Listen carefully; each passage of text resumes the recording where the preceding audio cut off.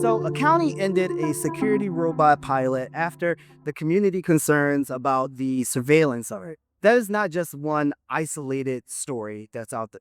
The real question is not whether robots work or they don't work. The real question is whether you can deploy them without losing trust. So, John, you you run real operations, right? What does this headline actually mean? It means who's responsible. Man, Simply put. simply put, hard stop, full stop. Welcome to SecuriTea, where we do signal over noise, where we do integration over silos and action over outrage. Today, we are breaking down why robot pilots fail and what it actually takes to deploy security tech the right way. So, quick intro, John. For the people that don't know you, introduce yourself. Tell them what you do, tell them about your company. Thank you, Xander. My name is John Palmer. I'm the co-founder of Servexo, where we keep people safe, property, and infrastructure. We've been around for 13 years. We support a lot of the security technology needs that happens in real world environments. I'm also a veteran, and this is a passion what I like to do. I've been in the industry for 20 plus years, and I like to say we're the best at what we do. The rest of the world just doesn't know it yet. So, go along those lines. What kind of environments are you operating in day to day? So day-to-day operations, it could look like, let's say, a major agency when it comes to the federal departments, being on ground, supporting their facilities, keeping their personnel safe, um, their stakeholders safe. Also, we have other environments that look like more controlled environments, such as high-level security, access control, just supporting overall the posture, whether it's people, properties, or infrastructures. When we talk about a robot pilot that gets shut down just over surveillance type concerns, what is the real failure here? Could it be governance? Could it be communication? Could it be operating model? What are your thoughts? I would definitely say number one is communication. If I had to pick anything, put at the top, because if you don't communicate what you're doing, why you're doing with the right ones, governance, for example, then everything else fails. So communication is number one. If you don't have the proper communication in place, then you can't properly articulate or share your plans to whomever is responsible. For sure. So before this robot pilot went out, right, and it went public facing, what would you say would be the top three non-negotiables to be able to protect trust within just not just the people that are actually running the pilot itself, but public safety wise? I would definitely say compliance is key, right? If you're going to be an operator, you obviously have to know compliance, whether if it's in that particular environment, your airspace, who individuals that could be affected. Those are key things. And you have to do your due diligence to ensure that you're checking off the right boxes, you're registering that drone pilot, and you're having the open communication. Because if you don't do those things, you expose yourself not only to uh, catastrophic issues, but liabilities. Do you think one of the things that you mentioned initially was communication, right? Right. And so with communication, I would now think about transparency in that communication, right? So are we being transparent with what we are communicating? Do you think that that plays a part in there? Or maybe additional to that, perhaps accountability as well, like owning what you say you're going to do and how it's lining up, especially IT audit wise, the checklist of items. Right. I believe it all comes down to how you govern your operations, your SOPs when it comes to drones and security robotics. Yeah. Because if you don't have those things in play, you're not going to be able to properly communicate if you're having quality issues, if you're having compliance issues, if you're not aware of weather reports, just some of the small things. Man, I wouldn't even thought about that, but right, like, can you get wet? How IP resistant are you? Right. Are you really? Right? I don't even think the article kind of hit on that at all. So if we kind of just forgot the hype proof from this article, right? Right. Name one use case where you think that robots or global units deliver real operational value. And what outcomes could that improve most? I would definitely say in environments where there needs to be threat mitigation.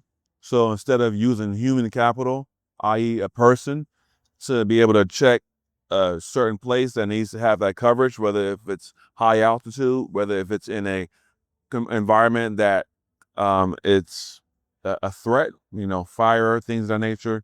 You having a robotic, autonomous, whether it's autonomous or not, having those robotics in play to be able to go in places that is typically not safe is one of the major key usage factors. Yeah. Because it has the aerial view, it has a robotics view. You're making a less risk for that individual or individual to come in that particular environment. Where do you think that these pilots usually break down between teams, right? Whether friction arises between it, whether it's physical security, IT security, just where do you think that the breakdown could be? I mean, there's so many different departments that bring together to make these things happen within companies. Yeah, I would definitely say it's a combination of those ones you mentioned. Hmm. You got to have cross communication. You may have silos. If you're operating a drone, whether if it's aerial, land, amphibious, you have to have operational conversations, number one. Number two, you got to have compliance conversations because you got to know when and what to register, what environments that you can operate in, what barriers you put in place, and as well as having conversations with um, the legalities of it all. So I would say it falls within those two, and obviously, three, IT, right? Because there's definitely going to be some IT components that go into play because you want to be able to keep information safe, data safe, and protecting that IP. So one of the things that you mentioned was silos. Now, I've been having this conversation a little bit throughout the last couple of years. How do you feel about silos within organizations? I believe silos are great if it allows a concentration of that particular topic because it allows that individual or those individuals to have a laser focus. Hmm. Silos uh, cannot be great in some instances if the silo communication prevents that information to be shared with other departments, which if it's critical information, you can't have a silo conversation. I believe it's always important to have everybody on the same sheet of paper, if you will, when it comes to communication. Doesn't have to be every single thing that's communicated, but the critical components should be always discussed. And so when I think about that, I'm not even sure what the appropriate word would be, right? Because you mentioned silos provide this opportunity to have focus, right, on laser focus on specific things. Right. And so, but also, is there a silo that's also slightly kind of attached, really, really close beside, and there's a pipe that goes between the two, something of that nature? And so I don't know how to categorize that at all. But the thought just came to me just as you were talking. I love that perspective that you have in that. So, kind of back to the topic. If a leader is considering having a pilot this year, what is one actionable step that they should take this week, next week, whenever that they are looking at implementing that pilot to set it up correct?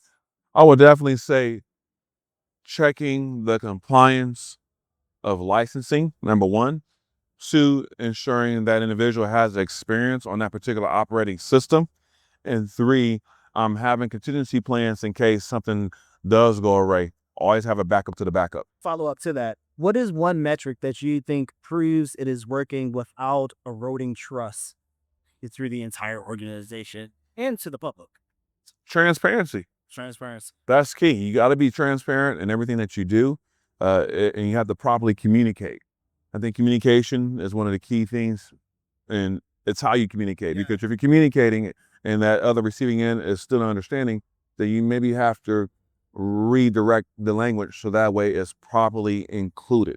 So when you say that, what hits my mind is what's all the relationship skills, right? So it's also communication, Soft skills. transparency, Yes. so soft skills, Yes. those things that can't necessarily, right? Those are intangibles, Yeah. right?